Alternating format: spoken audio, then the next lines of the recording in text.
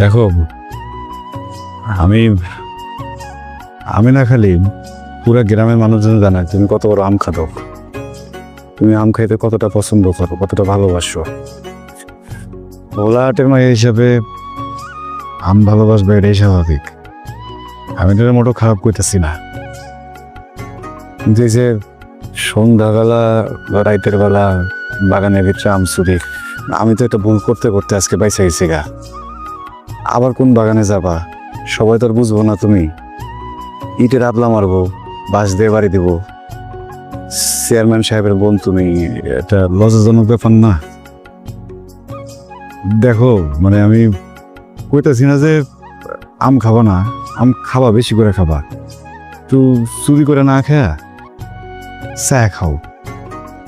কোথাও যেতে দেবো না, আমার কইবা, বুঝছো? কোন আম খাবা?